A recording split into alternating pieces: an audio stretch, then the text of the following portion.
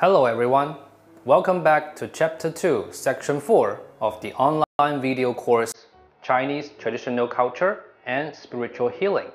My name is Peng Keming, a teacher at Guangdong University of Foreign Studies. Zhuangzi's to be truly independent sounds very lofty, but in reality, it's hard to be truly independent. Has everyone really done it?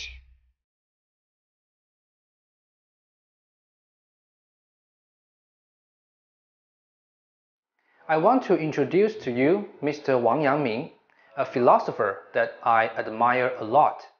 He did not reach the state of truly independent, but throughout his life, he tried to become truly independent. In his turbulent life, becoming truly independent is the anchor for him to deal with all the criticism he met. Wang Yangming is a thinker and a militarist during the Ming Dynasty, and also a giant of the learning of the heart and mind, or in Chinese, 心学. He is a saint who believed to have achieved the three eternal undertakings of moral composition, which are establishing moralities, making contributions, and founding theories. My heart is bright, and no explanation is needed, were the last words of Wang Yangming. It is fair to say that a bright heart is what Wang Yangming has been striving for, and the words were his final edification to others. Wang Yangming spent his life to understand and transcend the philosophy of Zhuangzi. Wang had a spectacular life, and I want to choose some stories that could best explain his life philosophy. In 1493, Wang Yangming, the 22-year-old son of the Zhuangyuan, or the principal graduate, took the Chinese imperial examination. However, with a huge burden on him, he failed on the exam. Some of the high-ranking officials and dignitaries, including the Prime Minister Li Dongyang, went to Wang's home to comfort him. Li Dongyang thought Wang Yangming must be very depressed, so he tried to comfort him with a joke. He said, "Though you did not make it this time, I believe you will definitely be the top next year. Why don't you prepare a thesis and make it for your next year's success?" To people's surprise, Wang Yangming picked up a brush and wrote a thesis right away. Many of the officials and dignitaries never thought that Wang Yangming could write such a good thesis or in such a short time. Many of them exclaimed, "What a genius!" However, some would put down Wang Yangming, saying that he must be arrogant if he were to become the principal graduate. In 1496, the 25-year-old genius Wang Yangming took the imperial exam again. Unexpectedly, he failed again. Normally, people would think that Wang Yangming must be very upset because he was the son of the principal graduate and he had already written a thesis years ago. But he failed again and again, so he must feel very disgraceful. His father also felt sorry and tried to comfort him by saying that if you try again, you will definitely succeed. Wang Yangming said, laughingly, that others feel ashamed for failing the exam. I feel ashamed for being ashamed to failing the exam. What Wang Yangming said showed his transcendent inner mind and won his father's respect. At the age of 28, Wang Yangming finally came to the third place in the imperial exam. And then he became an official who served in an important position. In 1506, Wang Yangming was 35 years old. He was punished because he stood opposed to a senior official called Liu Jing from a sense of justice. As a result, he was punished with paddling, and later was demoted to Longchang of Guizhou province, which was an uncivilized region at that time. But he was not discouraged. He brought knowledge to the people and was supported by them.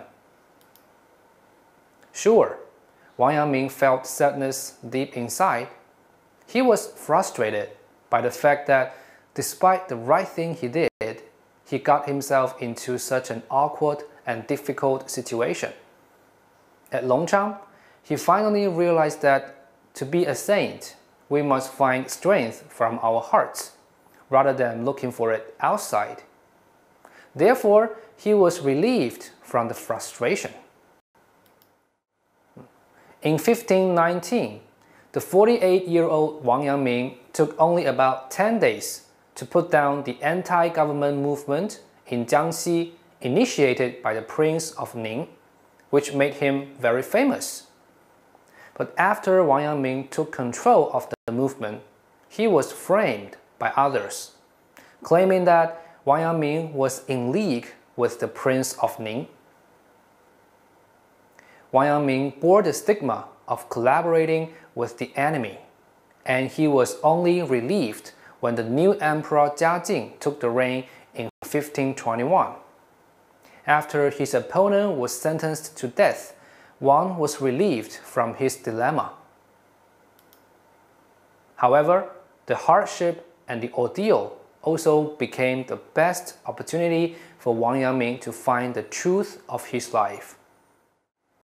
After experiencing these major setbacks, he discovered his life philosophy. My conscience alleviates me from my hardships and pain, and helps me to look beyond life and death. He was freed from his pain and hardships because he acted with his own conscience. After he was out of the ordeal, Wang wrote memorials to the emperor, stating his grievance and that of his counterparts.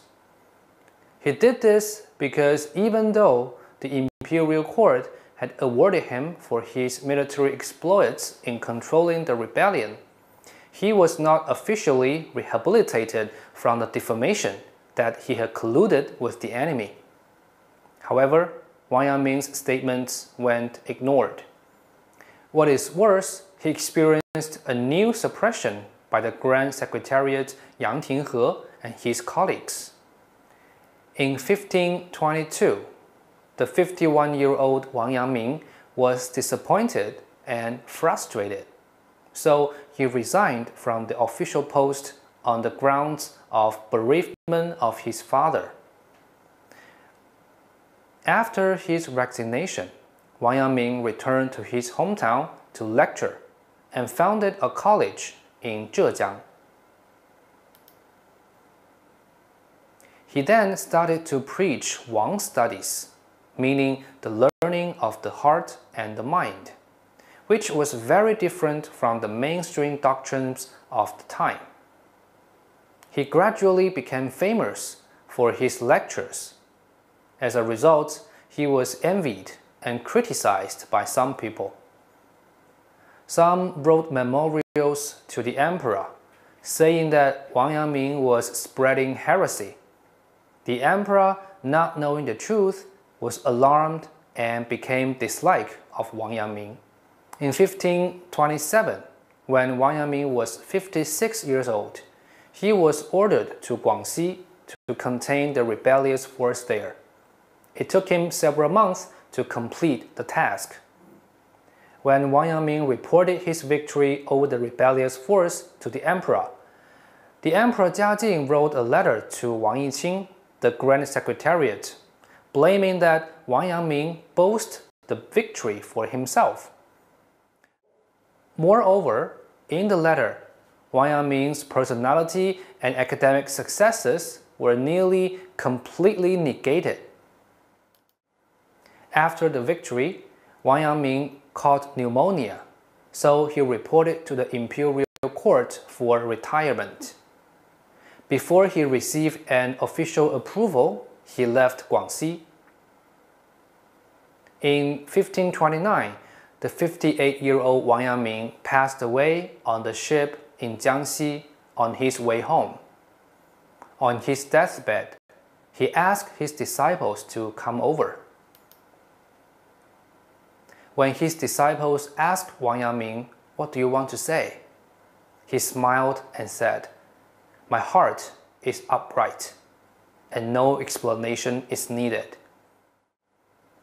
When people in Jiangxi knew of his death, they came to mourn for him in sackcloth.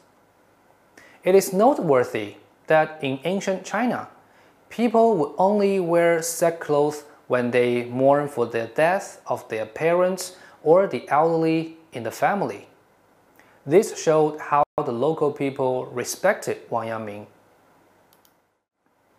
When the imperial court knew of his death, the emperor did not feel pity at all, but rather he took away Wang Yangming's noble titles for the reason that he left his position without official approval and that he spread heresy. As a result, Wang Yangming's theories were regarded as pseudo-knowledge and were prohibited from being spread. Therefore, despite his victories in wars and successes in his studies, Wang Yangming was suppressed time and time again and died with disgrace. It was not until the next emperor, Emperor Longqing, took the throne that Wang Yangming was rehabilitated. His life indeed was full of humiliation and setbacks. Many would feel pity for Wang Yangming. One day, Wang Yangming's disciples were discussing the uneven treatment that Wang Yangming had received. Wang Yangming asked them, "Why do you think I have been criticized so much?" Some disciples said it was due to his achievements. Others said it was the conflicts between his theories and the mainstream ideology. Some say that there are so many different people in the world, and there are always people who cannot understand you. Wang Yangming said, "You might all be right, but what I want to say most is that in the past, I was afraid of offending others and being misunderstood. Now, I believe in my own conscience and act in accordance with it. Now, I don't care about how others would judge or defame me." Conscience means that Wang Yangming had an upright heart and listened to what his heart told him. Thus, he was able to maintain peace and inner harmony despite all the upheavals. Wang Yangming had experienced so many setbacks throughout his life that many around him felt sympathy for him, but he had reconciled with his life. Wang Yangming had an upright heart. He had tried his best, and the results didn't matter. He had let others' judgments go. Failures and others' judgments are not the most terrible thing in life. What is truly devastating is that your heart is masked by the failure caused by the judgments of others. Wang Yangming's final words, "My heart is bright and no explanation is needed," serve as the best explanation of being truly independent on the results of life choices and on others' judgments. In the Analects of Confucius, there was a story about others' defamation on Confucius. Some disciples asked Wang Yangming, "Even a saint like Confucius fell victim to being denigrated and slandered. Why is that?" Wang Yangming replied, "The defamation comes from the outside. Even a saint could not be freed from external judgments. The true value of a person is self-study. If one is indeed an upright person, even though everyone slanders him, he will not be hurt. Put it this way, the clouds can block the sun, but cannot reduce the sunlight. One of Wang Yangming's poems goes like this: everyone has their own compass, and the origin of all things is always at our heart. It is laughable to recall that I was not aware of the truth and always tried to find answers outside. We hope that every one of us, as we experience the ebb and flows of life, can find our own compasses. Now we have reached the end of Section 4, Chapter 2. Before we end, I have a question for you. What is your most unforgettable failure, and how did you recover from it? Thank you very much, and see